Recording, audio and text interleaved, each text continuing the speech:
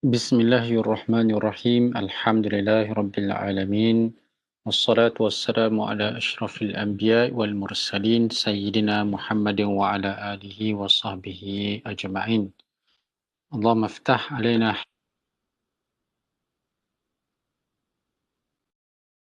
hikmatika ya arhamar rahimin. Rabbi shrah li sadri wa yassir li amri wahlul 'uqdatam min lisani yafqahu qawli. Allahumma hdi qalbi wa saddid lisani wa alhimni rushdi.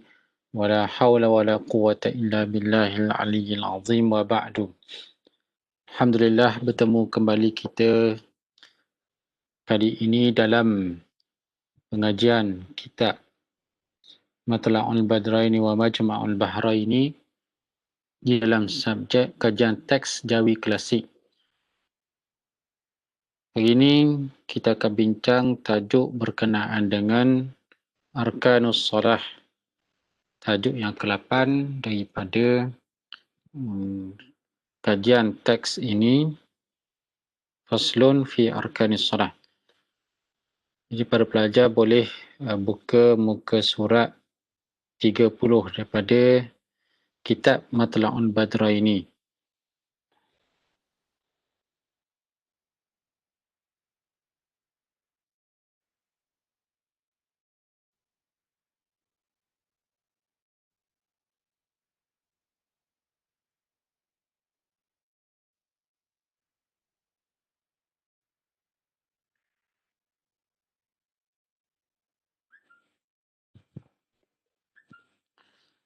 Qala al-muallif rahimahullahu ta'ala wa nafa'ana bi'ulumihi fid darain amin.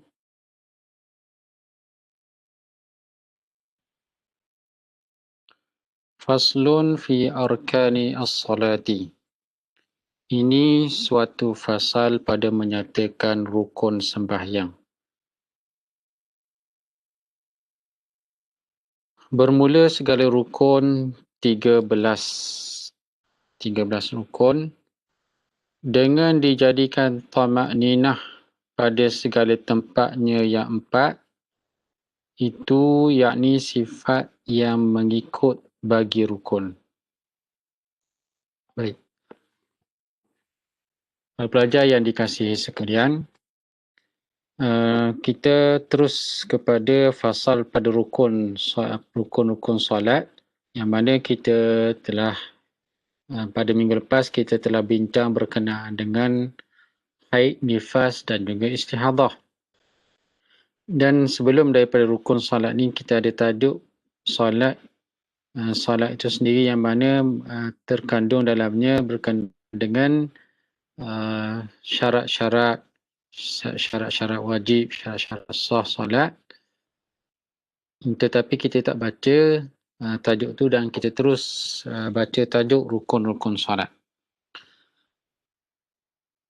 Jadi rukun solat yang dinyatakan oleh pengarang kitab, oleh muallif kitab ini, ada 13 rukun solat yang ada dalam solat fardu. Ada 13 rukun, solat-solat sunat pun termasuklah juga. Sebanyak 13 rukun, yang mana kalau kita rujuk kepada pandangan-pandangan ulama tentang rukun ini, ada beberapa pandangan yang mengatakan ada rukun ini mengandungi 18 rukun, ada yang mengatakan 17 rukun. 17 rukun ini adalah kerana perselisihan ataupun perkiraan. Sebahagian ulama yang menganggap tamakninah itu sebagai rukun yang tersendiri. Sebagaimana disebut di dalam kitab Bajuri, menyatakan ada 18 rukun solat.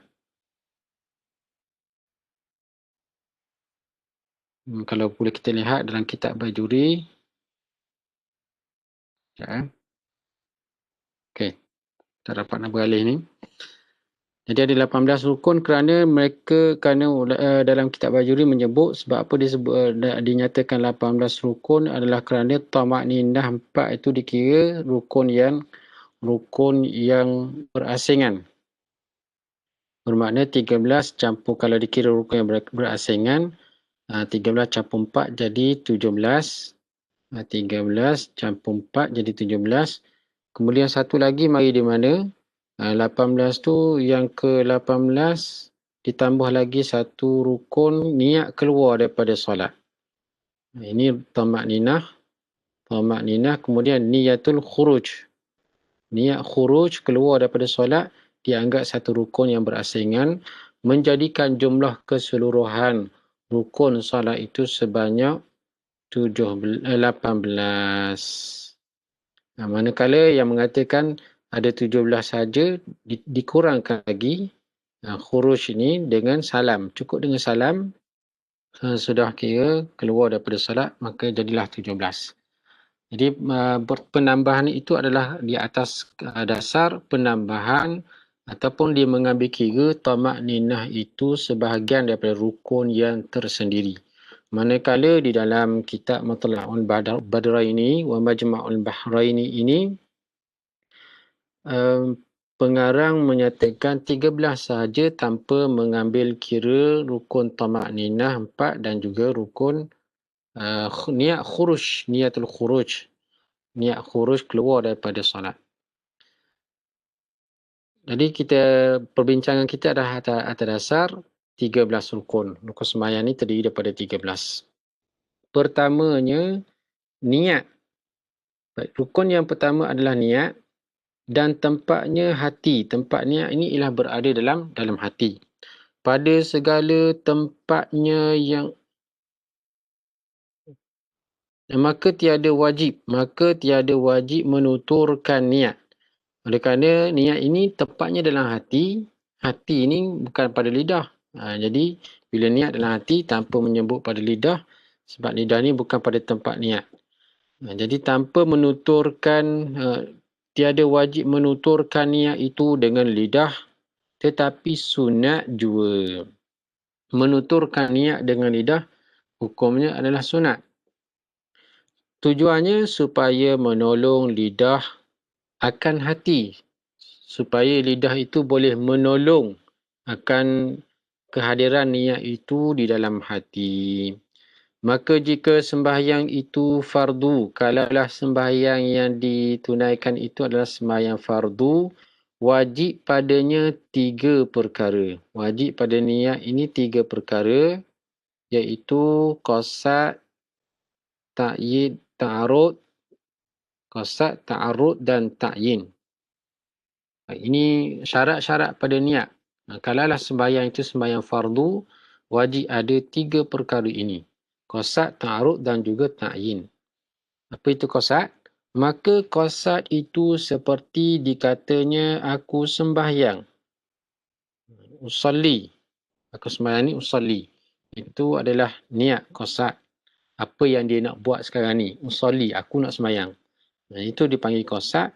Dan ta'arud itu menyebut akan fardu. Ta'arud itu pula dia menyebut fardu. Fardha az-zuhri, fardha al-asri itu dia panggil ta'arud. Sifat kepada sembahyang itu. Dan ta'yin. Ta'ayun itu seperti subuh atau zuhur. Menentukan salat itu salat apa? Subuh atau zuhur dan umpamanya. Salat 5 waktu. Seperti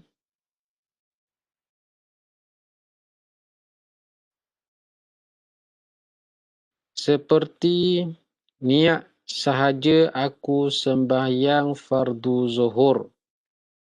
Usalli fardha az-zuhri. Memadalah, maknanya cukuplah. Memadalah dengan menyebut 3 perkara ini. Usalli 1, fardha 2 dan az-zuhri 3. Maknanya cukup, sudah sah, dianggap sah niat orang yang menyebut 3 perkara ni, ada 3 perkara ni dalam niatnya. Dan yang akmalnya dan yang paling sempurna dalam niat ini hendaklah disebut dengan lidah. Sunat sebut dengan lidah seperti dikatanya usalli fardaz zuhri arba'a raka'atin adaan lillahi ta'ala. Sampai sini kemudian disebut dengan Allahu Akbar. Ini masuk dalam rukun yang kedua.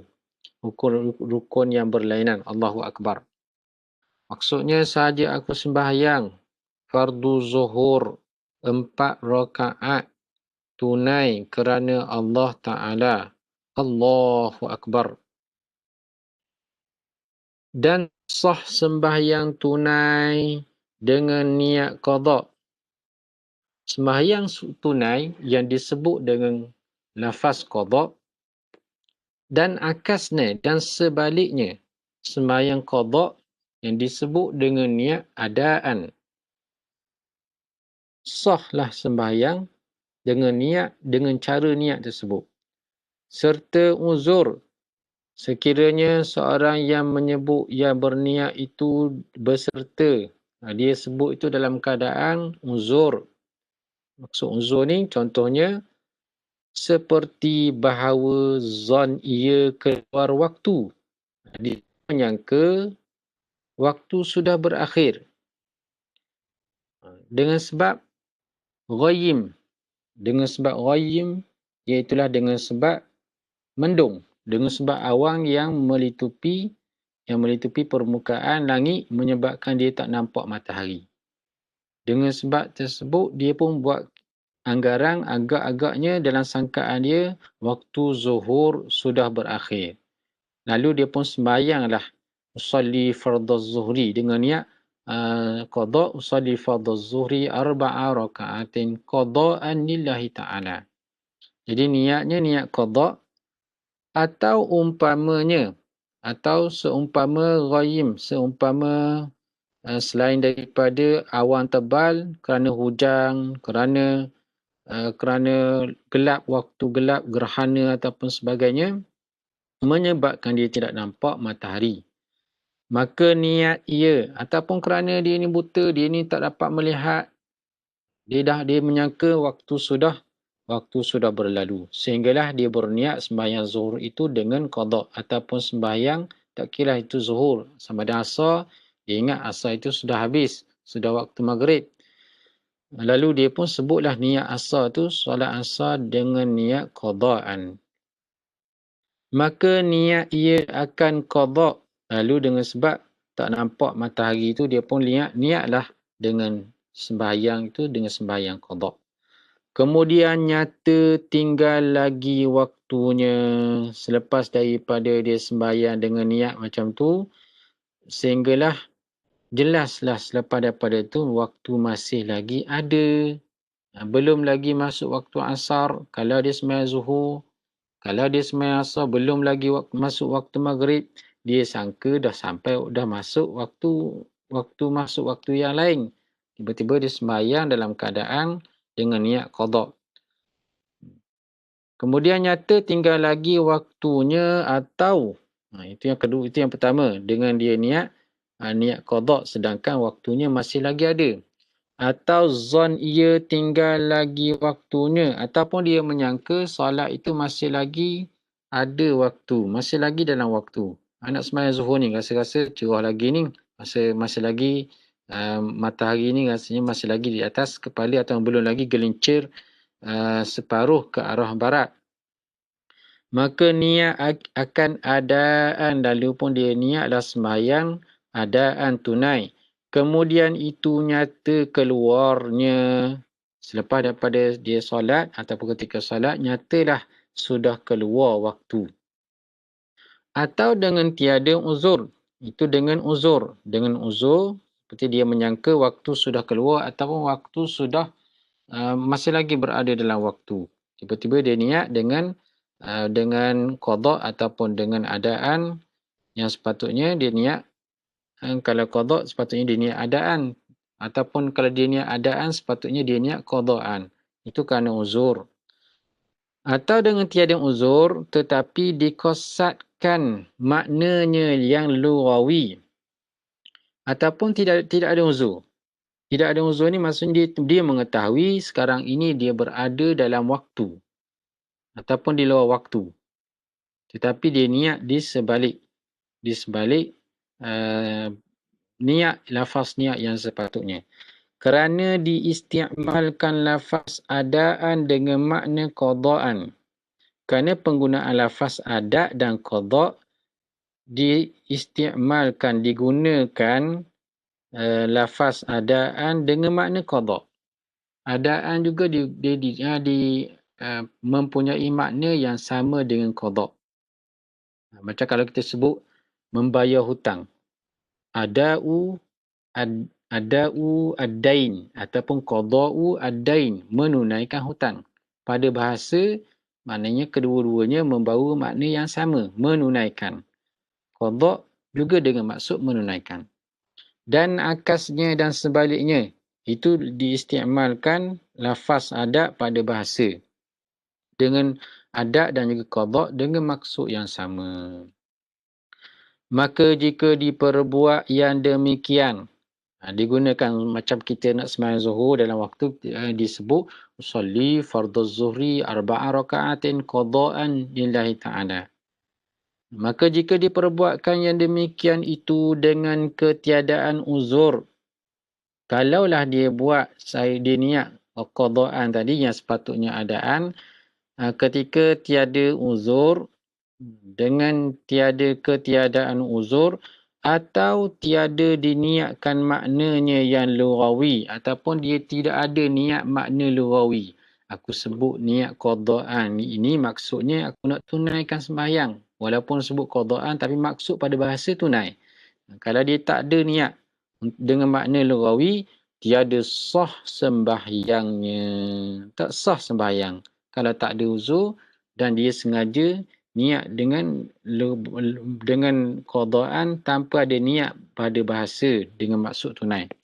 Kerana sebab apa tidak sah? Kerana bermain-mainnya. Sebab bermain-main dengan lafaz seperti barang yang dinakalkan dia di dalam majmu', di dalam kitab majmu'. Syarah Muhadzab.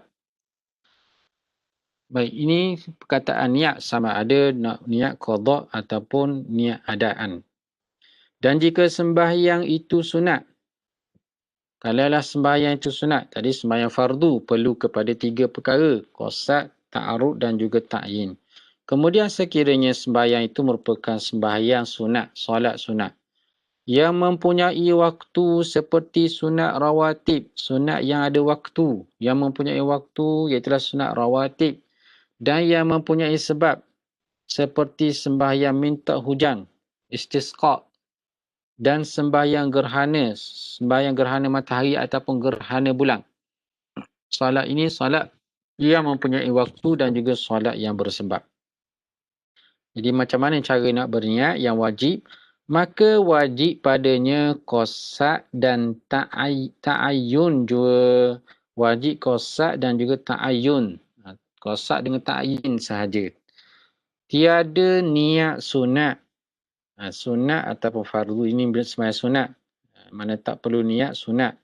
Yakni tiada wajib. Kalau dia tak maksudnya tak wajib niat sunat. Kalau dia tinggal niat sunnatan istisqa ke, sunnatan zuhri ke, sunnata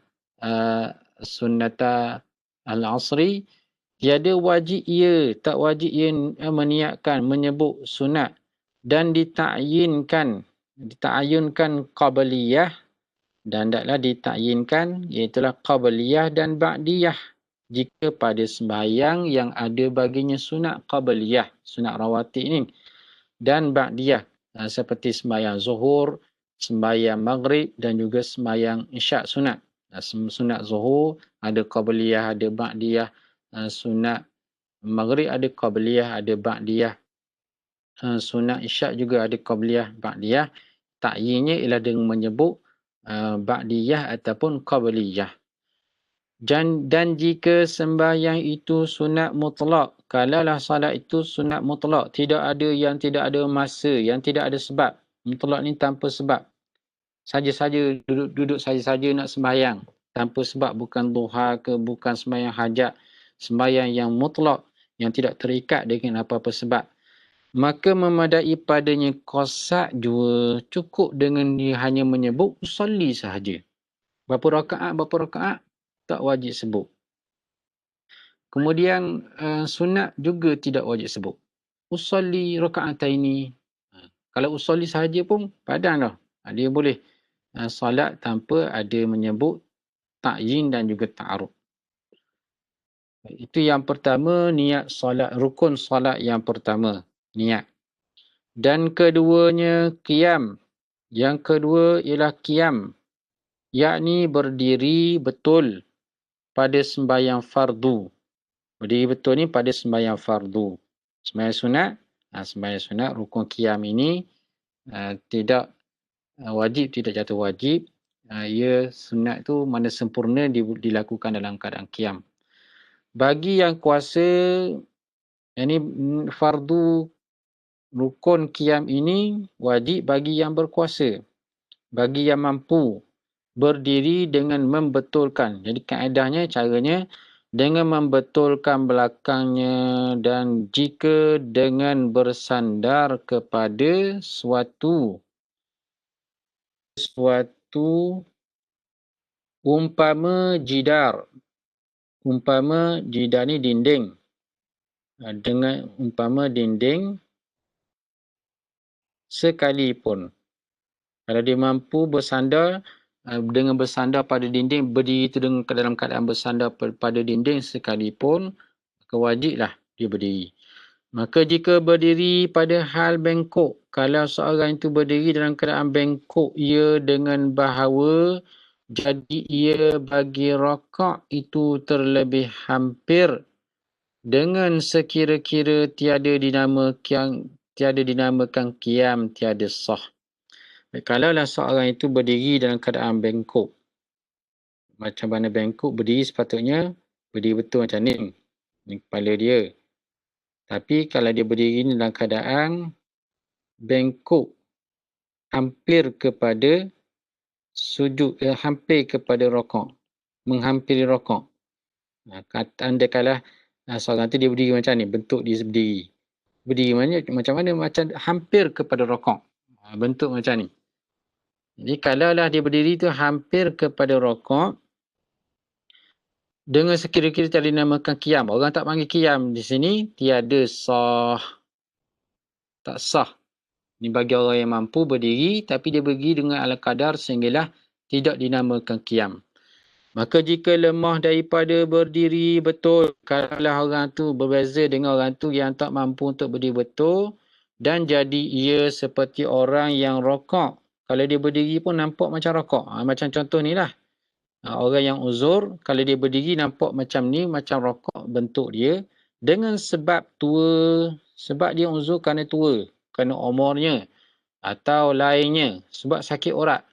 Kerana dia angkat berat, dia angkat kotak, dia angkat berat, benda-benda berat ni tekat simen ke apa ke, sehinggalah tersalah urat. Kalau dia berdiri pun, paling mampu dia sekadar ini sahaja. Jadi sekadar ini sahaja yang dia mampu. Wajib berdiri seperti itu. Dia wajib berdiri seperti ini. Kena berdiri juga macam ni. Dengan sekadar yang dia mampu. Kerana hampirnya daripada berdiri betul.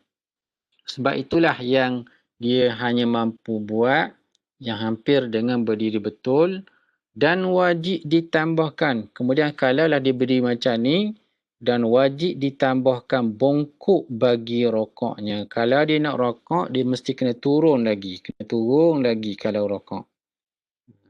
Untuk membezakan di antara qiyam dengan rokok. Maka jika lemah daripada qiyam, kalaulah seorang tu tak mampu untuk qiyam, berdiri, duduk ia. Yang kedua dia boleh duduk.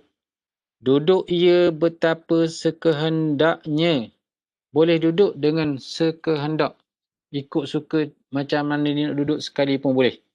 Sama ada nak duduk bersila ke, nak duduk bertinggung ke, nak duduk macam mana sekalipun, betapa sekehendaknya. Maksudnya boleh saja macam mana dia nak duduk sekalipun.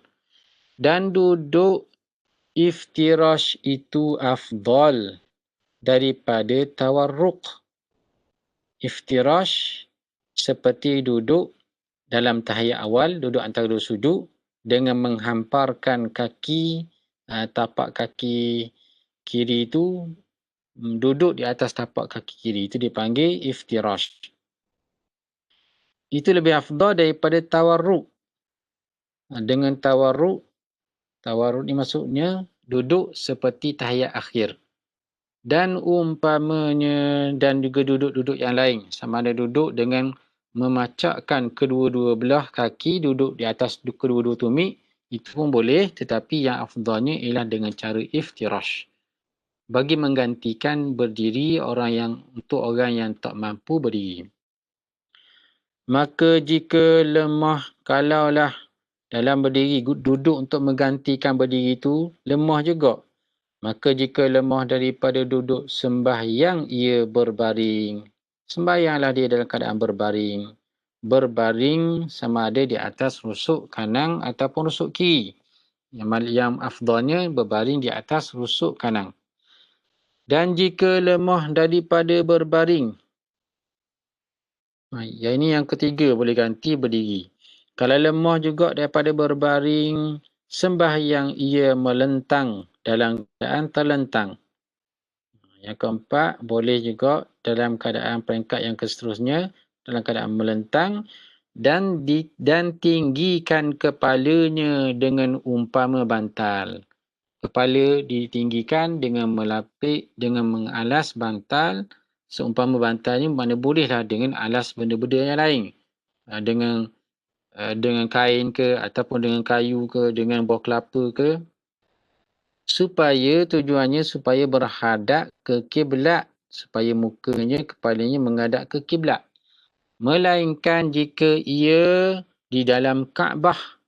Melainkan kalaulah dia sembahyang dalam Kaabah. Tak perlu lagi ditinggikan kepalanya. Kerana bila dia duduk dalam keadaan terlentang, tidak meninggikan kepala, memang mukanya menghadap ke arah Kaabah, atas Kaabah. Padahal dalam keadaan Kaabah itu beratap, ada atap. Maksudnya dia menghadap ke arah atap, bermakna dia juga menghadap ke arah kiblat. Dan isyarat ia dengan kepalanya bagi rokok. Kalau nak rokok, isyaratkan dengan kepala dan sujudnya, rokoknya bagi sujudnya dan rokoknya. Dan dijadikan sujudnya rendah daripada rokoknya. Sujud dan juga rokok mesti ada beza. Diangkat kepala itu mesti ada beza antara rokok dengan sujud. Kalaulah dia dalam keadaan berdiri, kepala isyarat kepala macam ni. Kalau rokok dia tunduk sikit, kalau sujud tunduk lagi. Bagi membezakan antara rukun-rukun qiyam, rokok dan juga sujud. Maka jika lemah ia daripada demikian, kalaulah tak mampu berdiri, tak mampu duduk, tak mampu mengiring, tak mampu berbaring, kalau tak mampu juga, maka jika lemah ia daripada demikian itu, hendaklah ia isyarat dengan kelopak matanya. Yang kelima, peringkat yang kelima, kalau tak boleh berbaring pun tak boleh, dengan mengangkat kepala sebagai tanda kepada rokok dan juga sujud, isyaratlah dengan kelopak mata. Masih lagi duduk dalam keadaan sembahyang dalam keadaan berbaring, dan isyarat pergerakan hanyalah dengan menggunakan kelopak mata sahaja. Dan tiada wajib pada ketika itu direndahkan sujudnya daripada rokoknya. Hanya dengan kelopak mata. Tiada wajib direndahkan sujud daripada rokoknya. Mana sekadar dengan isyarat dengan mata tanpa membezakan antara rokok dengan sujud, dia boleh buat dengan cara tu. Ini bagi orang yang tak mampu sangat nak menggerakkan kepala. Maka jika lemah ia daripada demikian itu, kalau tak mampu lagi nak gerakkan dengan kelopak mata, terlalu uzur, terlalu sakit ataupun tak sedarkan, kalau tak sedar akal masih ada ni. Ini selagi mana akal ni masih ada. Kalau akal tidak ada, dia tak panggil wajib dah. Wajib dilakukan segala af'al solat atas hatinya. Peringkat yang keenam. Banyak peringkat ni. Istilah berdiri ni bagi menggantikan berdiri. Kalaulah tak mampu berdiri ataupun rokok dan sebagainya, dengan dalam keadaan menggunakan kelopak mata, yang keenam, segala lakukan, maka wajib dilakukan segala af'al as-salah atas hatinya, dalam hatinya, dengan bahawa diumpamakan dirinya berdiri. Mana matanya pejam, memang tak boleh nak buka mata. Dalam hatinya dia sedang berdiri dalam mengerjakan sembahyang. Mana wuduk tu kena ada lah. Wuduk kena dalam keadaan berwuduk. Siapa nak berwuduk, dah dia tak mampu nak berwuduk. Waris-warisnya lah, anak dia ke ataupun isterinya ataupun suaminya hendaklah mewudukkannya. Jadi dia kena ingatkan, hadirkan dalam hatinya bahawa diumpamakan dirinya berdiri dan membaca dan rokok dan lainnya. Maka tiada wajib qada atasnya. Ketika ini tak wajib lagi qada. Sebab dia sudah sembahyang mengikut qada kemampuan semasa wajibnya sembahyang. Dia dengar orang bercakap.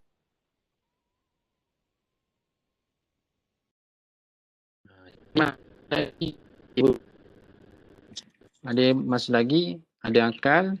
Akalnya masih ada.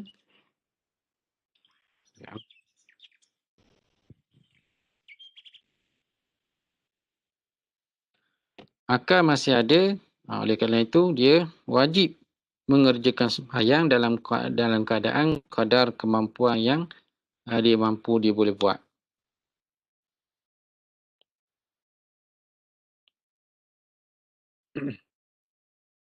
Maka tiada gugur sembahyang daripadanya selama tetap akalnya. Ini kenyataan ni. Tiada gugur sembahyang. Sembahyang tu wajib dikerjakan. Selagi mana akal masih ada. Selagi mana dia boleh berfikir. Masa boleh berfikir ni dia faham apa orang yang berbicara di tepi, di sebelahnya.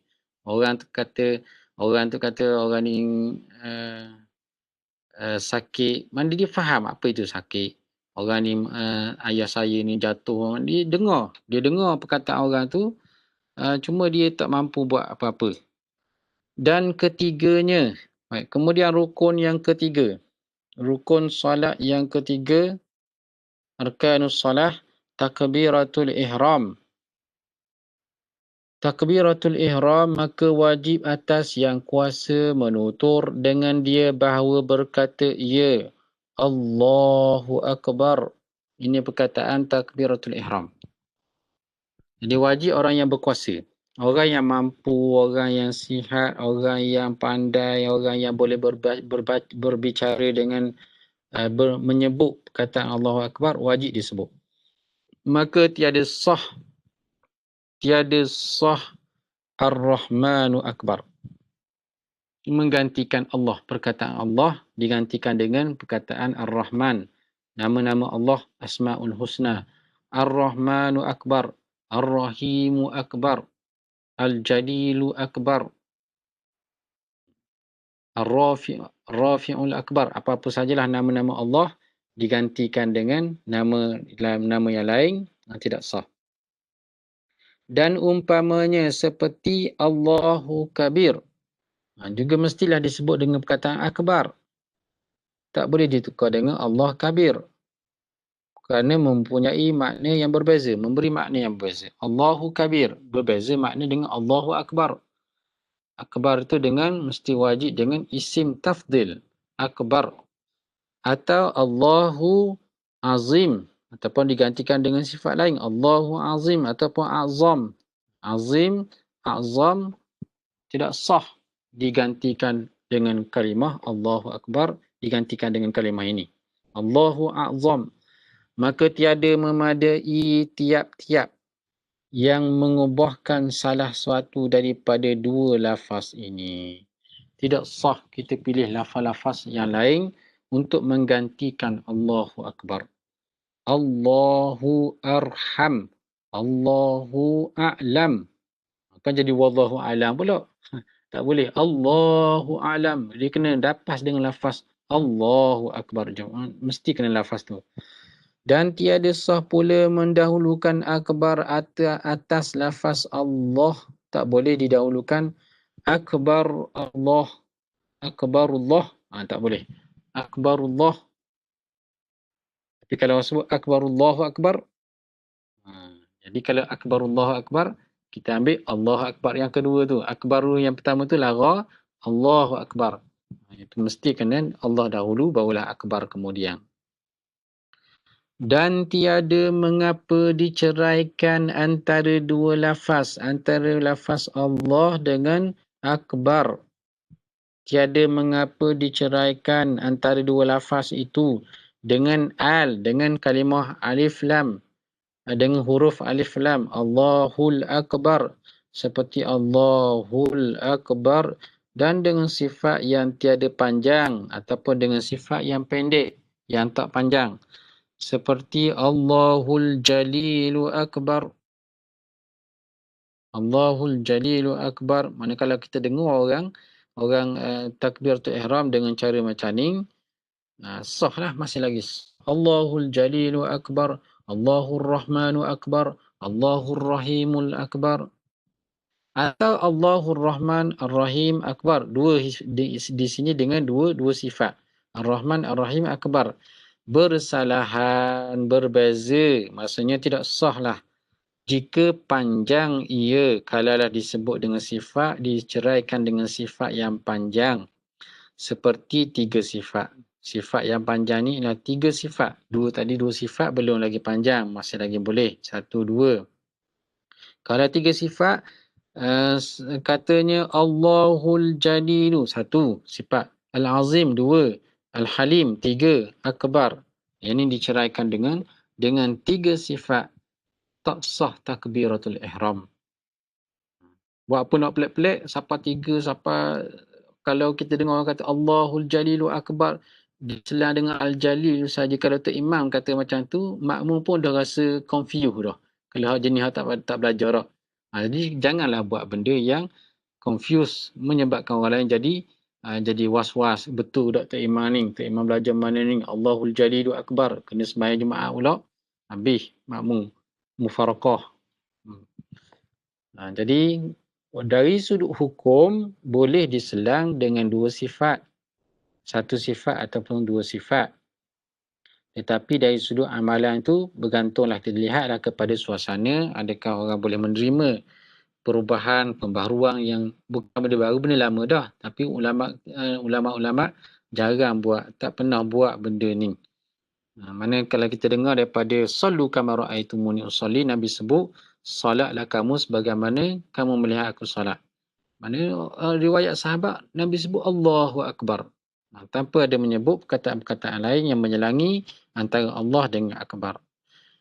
Maka jika lemah, katakanlah seorang itu lemah, tak mampu daripada menyebutkan dia dengan lafaz Arab, tak mampu sebut Allahu Akbar, tak pandai berbahasa Arab. Kemudian daripada belajarnya, selepas daripada dia belajar tempoh belajar tahun sebulan dah masuk Islam, sebulan belajar, tak boleh juga, lidah kerah juga nak sebut dengan bahasa Arab. Hendaklah diterjemahkan dengan barang mana lurah, dengan apa-apa lurah, dan jika dengan lain daripada lurahnya sekalipun. Lain daripada lurah, lorak. Lurah ke lorak sini. Baca lurah tu bahasa Arab lah. Lorak tu, lorak bahasa Melayu kita.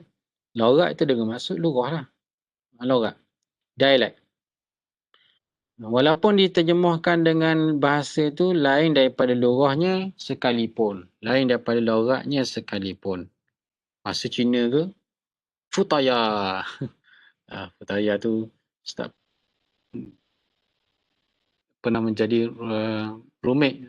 Pernah start roommate seorang Cina daripada tanah besar. Futaya tu dia kata maksudnya Allah. Macam Allah lah sebut futaya. Itu bahasa dia. Mana kalau kita belajar bahasa orang sekalipun bukan bahasa kita dan kita memahami bahasa itu adalah terjemahan kepada Allahu Akbar dan dia tak mampu menyebut bahasa Arab, apa-apa lurah sekalipun dibolehkan. Dan jangan digantikan dia dengan zikir yang lain. Jangan ganti dengan zikir yang lain. Subhanallah. Kemudian Allah Akbar tu benda lain. Alhamdulillah ke? Jangan diganti dengan zikir yang lain. Dan wajib atas yang bisu. Manakala orang yang bisu pula. Wajib atas orang bisu menggerakkan lidahnya. Boleh kena takbir juga. Ya? Dengan kadar kemampuan ni lah orang bisu. Dengan menyebut dengan lidahnya, gerakkan lidahnya walaupun tak keluarkan suara. dan dua bibirnya, menggerakkan lidahnya dan dua bibirnya dan daging anak lidah yang pada akhir langit-langitnya. Anak lidah yang duduk hujung lidah tu kena gerakkan dengan kemampuan lidah, dengan takbir langit-langit pada akhir langit-langitnya, dengan takbir atas qadar kuasanya. Mengikut kemampuan dia. Ikut kemampuan. Janganlah kita nak siapa dengar Allahu Akbar tu seperti mana orang yang biasa, orang yang boleh bercakap. Dia ni orang bisu. Boleh sebut, boleh gerakkan tu pun dah dikira sah dah orang yang bisu mengikut kadar kemampuannya. Dan demikianlah segala bacaan yang wajib. Samalah juga bacaan Fatihah ke, selawat ke, bacaan tahiyat ke, salam ke bagi orang bisu ni. Maka jika lemah, sama mandi kena gerakkanlah juga. Demikianlah lagi segala bacaan yang wajib, dia kena gerakkan lidah dan juga bibirnya, termasuklah langit-langit anak-anak lidah tu. Maka jika lemah daripadanya, hendaklah diniatkan dia dengan hatinya. Kalau tak mampu gerakkan dengan lidah, dengan bibir, niatkanlah di dalam hatinya. Sepatutnya baca ni dengan lidah, baca dengan dengar, tapi tak mampu buat dalam hatinya. Maksudnya kena buat juga. Walaupun dengan hadirkan perkataan-perkataan yang diwajibkan itu dalam hati. Yang jadi masalahnya orang yang boleh mengucap, boleh menyebut tapi dia niat dalam hati, main baca dalam hati. Allah Akbar pun dah dengar, baca Fatihah pun dalam hati juga. Bisu ke? Tanya bisu tak bisu boleh cakap. Itu masalah. Jadi sedangkan syarat bacaan rukun-rukun qaul ini mesti dalam keadaan boleh didengari oleh telinganya. Dan wajib pula ia mendengarkan dirinya akan takbiratul ihram. Ini syarat ni. Syarat takbiratul ihram ni wajib ia mendengarkan. Disebut dan dengar takbiratul ihram. Demikian lagi segala bacaan yang wajib. Samalah juga bacaan wajib yang lain. Dia disyaratkan dia kena dengar dengan dirinya sendiri. Maksudnya telinga dia dengar. Dan wajib dimuqaranah akan niat dengan takbiratul ihram. Niat ni mesti disertakan. Muqaranah disertakan dengan takbiratul ihram. Adapun Imam Nawawi mengatakan maka memilih ia akan memadai dengan muqaranah urfiyah. Muqaranah dari sudut uruf. Uruf kalau kata boleh dah ni dipanggil muqaranah dah. Maka sahlah. Dengan sekira-kira dibilangkan pada uruf bahawasanya ia menghadirkan bagi sembahyang. Dia menghadirkan. Maksudnya dalam uruf kata kalau kamu sebut Allahu Akbar dalam masa yang sama, ada niat itu dalam hati. Kalau uruf sudah mengatakan, sudah dianggap muqaranah, sah memadailah. Sepatutnya muqaranah ni daripada Allah, kata Allahu Akbar, ra tu ada niat di antara kata alif Allahu Akbar dengan antara dua kalimah ni mesti ada disertakan dengan niat. Itu maksud serta. Katakanlah ada seorang tu mari niat babas sikit, terbabas selepas ra ataupun sebelum alif dah disebut, dah mari dah niat. Pada huruf, kalaulah huruf menerima benda tu, dikira tidak mengapa. Maksudnya sahlah sembahyangnya tu. Kemudian rukun yang keempat. Dan keempatnya membaca Fatihah pada tiap-tiap rakaat pada qiyamnya, melainkan rakaat masbuk. Orang yang masbuk, mari tak sempat baca Fatihah sama dengan imam. Takbiratul ihram, imam sudah berada di akhir Fatihah ataupun di akhir bacaan surah. Jadi Allahu Akbar, tak sempat nak baca Fatihah, imam pun rakaat. Ini dikecualikanlah bagi rakaat orang yang masbuk, digugurkan kewajipan rukun baca Fatihah pada rakaat tersebut. Maksudnya imamlah yang menanggung. Jadi baca Fatihah ni pada tiap-tiap rakaat pada qiyam melainkan rakaat masbuk dan Bismillahirrahmanirrahim. Itu satu ayat daripada Fatihah. Dan wajib memeliharakan segala hurufnya dan segala tasdidnya. huruf-huruf Fatihah yang berjumlah 118 huruf wajib disebut dengan lengkap dengan sempurna. 118 ke berapa? Kena rujuk semula tu. Ustaz pun tak ingat juga. Jadi wajib disebut segala pelihara sebutan hurufnya, mesti makhrajnya betul dan segala tasdidnya. Tasdidnya pun mesti kena sebut dengan jelas. Ada sebanyak berapa? 14 ke berapa tasdid dalam Fatihah. Macam iyyaka. Ada tasdid di situ. Mesti disebut dengan tasdid. Bismillah Allah. Ar-Ra. Ra tu tasdid.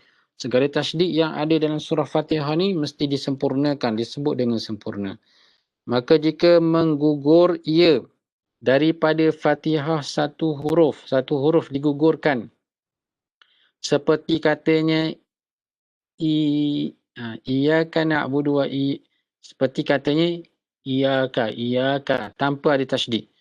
Iyyaka na'budu wa iyyaka nasta'in atau satu tasdidnya seperti iyyaka satu saja disebut iyyaka tu tanpa tasdid. Tidak ada tasdid.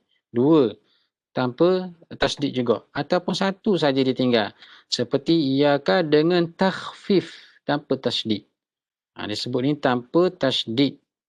Macam dia baca iyyaka tanpa ada tasdid.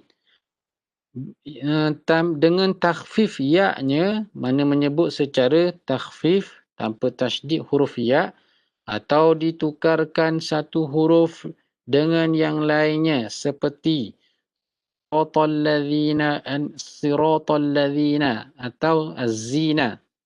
Disebut kalimah alladzina dengan allazina.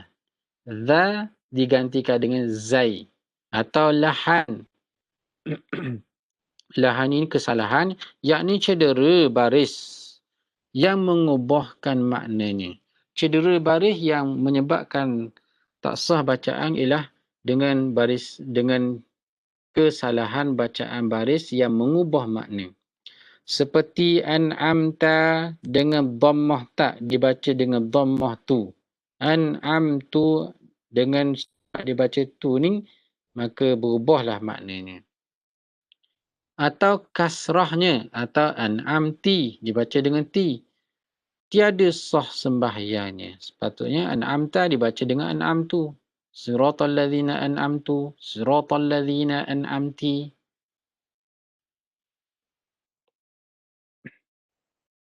Jadi dengan sebab itu dia telah mengubah bacaan baris menyebabkan maknanya berubah sama ada dibaca an'amtu dengan baris depan ataupun an'amti dengan baris bawah yang sepatutnya an'amta. Tiada sah sembahyangnya.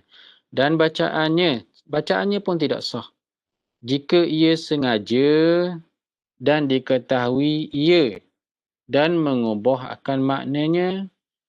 Kalau dah ditahu sengaja dan mengubah makna, maka jika tiada disengajanya, kalaulah disebut tu tanpa sengaja. Tanpa sengaja ni mungkin kerana mengantuk ataupun kerana tak ingat lagi bacaan Fatihah baru masuk Islam tau. Demikian lagi tiada ketahuikan atau tiada mengubah akan maknanya.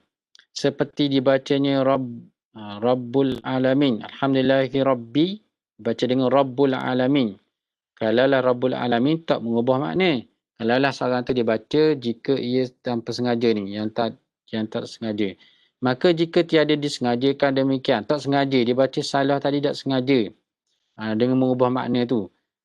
Tiada diketahuikan atau tiada mengubah akan maknanya ataupun kesilapan yang tidak mengubah makna. Sepertinya dibaca dengan Rabbul Alamin pada Rabbil Alamin. Tiada batal sembahyangnya. Hanya wajib ia kembalikan membaca kalimah. Dia wajib ulang baca semula kalimah yang tersebut dan barang yang kemudiannya.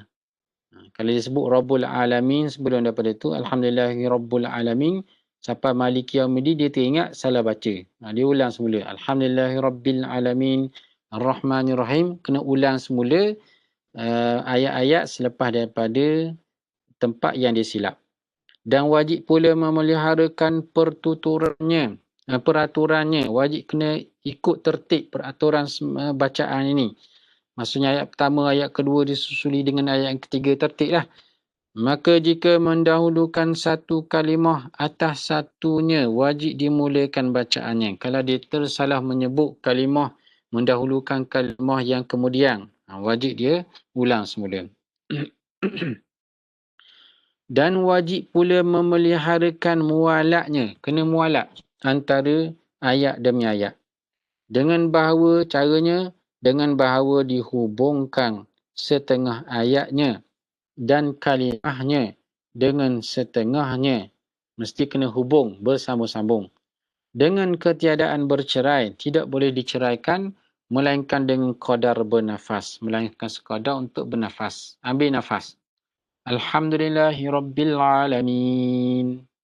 Berhenti. Ambil nafas. Jangan lama. Maka jika diselangi oleh zikir, kalahlah diselangi dengan zikir. Alhamdulillahirrabbilalamin. Subhanallah, subhanallah. Diselangi dengan zikir. Jadi tak kena, maka putuslah mualak. Di antara diselangi oleh zikir antara ayatnya atau kalimahnya, jikalau sedikit sekalipun seperti ia mengucap Alhamdulillah. Alhamdulillahirrabbilalamin. Alhamdulillah. Alhamdulillah. Disebut, diselang dengan zikir ataupun subhanallah, subhanallah.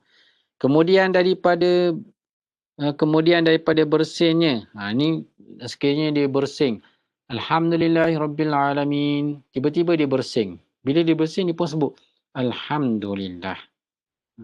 Perkataan Alhamdulillah itu walaupun disunatkan sebut ketika bersing, selepas bersing, perkataan Alhamdulillah itu dikira telah menceraikan antara bacaan Fatihahnya. Nescaya putuslah mualaknya. Putuslah mualak dengan sebab dia menyelangi antara dua ayat ataupun dua kalimah dengan bacaan zikir. Kerana bacaan zikir ini dianggap luar daripada bacaan Fatihah. Zikir sekalipun dia tak boleh. Mesti kena mualak. Putuslah mualaknya melainkan bahawa bergantung zikir itu. Melainkan kalaulah zikir itu bergantung dengan apa? Bergantung dengan muslihat. Muslihat ni macam muslihat ni maksudnya maslahah lah. Kepentingan. Kalau muslihat ni tipu daya pula. Zikir ini bahasa orang dulu, muslihat dia dengan maksud maslahah. Dengan maslahah sembahyang. Kalaulah zikir itu berkait dengan maslahah sembahyang, seperti mengucap amin. Dia membaca Fatihah di belakang bacaan imam. Imam baca Fatihah, dia pun baca Fatihah. Dia belum habis lagi baca Fatihah, imam sudah waladdallin amin. Jadi zikir amin ini disebut dengan sebab ikut amin imam, makmum mengaminkan, mengikut amin imam. Seperti mengucap amin makmum pada pertengahan Fatihahnya. Makmum masih lagi sedang baca Fatihah. Belum habis lagi. Tiba-tiba diputuskan dengan perkataan amin. Dengan sebutan amin, maka itu termasuk dalam maslahah sembahyang. Kerana bacaan imamnya jika tiada mengucap amin imamnya sekalipun. Ya amin itu kerana bacaan. Sebab bacaan amin imam. Walaupun imam itu sendiri senyap, tak sebut amin. Tiada memutuskan dia dan putus mualak pula dengan diam yang panjang. Alhamdulillahirrabbilalamin. Diam dia dengan diam yang panjang. Dalam masa yang sama dia ingat bila seorang tersebut Alhamdulillahirrabbilalamin, dalam hadis kursi dia pun ingat Majada hamidani abadi. Dia pun ingat panjang dengar. Panjang dia memikirkan jawapan Allah Ta'ala di situ. Jadi dengan sebab dia yang panjang itu, pada huruf, dia yang panjang pada huruf menyebabkan putus mualak, dia kena ulang semula bacaan Alhamdulillahirrabbilalamin. Dengan ketiadaan uzur, tanpa ada uzur sekalipun. Memang tanpa ada uzur lah. Kerana kalau ada uzur, dibenarkan pula. Seperti amin ataupun subhanallah, menegur imam dalam keadaan untuk maslahah solat. Demikian lagi dia yang pendek, kosak dengan dia memutuskan dia. Ataupun dengan diam tu seketika saja, tapi dengan dalam hati tu dia niat untuk memutuskan bacaan yang pendek, bacaan Fatihah. Walaupun diam itu diam yang pendek, tetapi dia anggap bacaan Fatihahnya tidak sah kerana sudah berniat. Orang yang sembahyang sudah berniat memutuskan bacaan. Dengan kosak dengan dia memutuskan dia bacaan, maka jika panjang diamnya kerana uzur seperti jahil, uzur di antara panjang diam kerana uzur ni seperti jahil ia atau terlupa, ataupun dia terlupa ayat, dia pun diamlah nak mari ayat tu, atau diingatkan ayat yang ia lupa tiada mengapa. Diam tu kerana niat ayat yang dilupa. Maka jika ia daripada Fatihah, kalaulah bacaan itu yang dilupakan itu bacaan Fatihah, kerana tiada yang mengajarnya, sebab tidak ada orang menegur, tidak ada orang yang mengajarnya, atau ketiadaan mushaf atau lainnya, tidak ada mushaf di hadapannya, maka wajib atasnya membaca 7 ayat jikalau bercerai-cerai sekalipun. Kalaulah dia tak mampu, dia tak ingat bacaan Fatihah, tak ada orang ajar dia, tidak ada mushaf di hadapan, dia tak boleh dah nak habiskan bacaan Fatihah, dia ingat Alhamdulillahirrabbilalamin. Lepas tu tak ingat dah. Apa lagi sambungan dia? Jadi ketika ni wajib atasnya membaca 7 ayat sebagai ganti 7 ayat Fatihah. Jikalau bercerai-cerai sekalipun. Walaupun ayat tu bercerai-cerai. Contohnya dia ingat pada ayat saja dalam setiap surah. Qul ya ayyuhal kafirun. Iza ja'a nasrullah. Tabbat yada abi lahabin. Qul huwallahu ahad. Qul a'udhu birabbil falak. Capur-capur-capur cukup 7 ayat. Maka jika lemah daripadanya wajib dibaca 7 bagi daripada zikir. 7 bahagian, 7 jenis daripada zikir. Kalau tak boleh ingat mana-mana ayat daripada Quran, gantikan dengan 7 zikir. 7 bahagian zikir atau doa ganti daripada Fatihah. Dan disyaratkan, contohnya dibaca subhanallah walhamdulillah wala ilaha illallah wallahu akbar. Subhanallah bihamdihi subhanallahil azim. Asalkan 7 zikir, 7 jenis zikir, dan disyaratkan pada 7 ayat atau zikir atau doa yang tersebut jangan kurang hurufnya daripada huruf Fatihah. Kalau dibilang-bilang hurufnya melebihi huruf Fatihah. Maka jika lemah ia daripada sekaliannya, kalau tak mampu juga baca ayat atau membaca zikir menggantikan bacaan ayat Al-Fatihah, wajib ia berdiri qadar baca Fatihah pada zannya. Jadi bolehlah orang yang tak mampu ni baca sekadar berdiri sekadar panjang bacaan Fatihah pada sangkaannya, bagi menggantikan bacaan Fatihah bagi orang yang memang tak mampu membaca Fatihah, apatah lagi baca Fatihah, zikir-zikir yang lain, ayat-ayat yang lain pun juga tidak mampu membacanya. Jadi kita berhenti dulu sekadar ni dan insya-Allah kita sambung semula nanti. Wallahu a'lam. Aqulu qali hadza wa astaghfirullahal azim li wa lakum. Wassalamualaikum warahmatullahi wabarakatuh.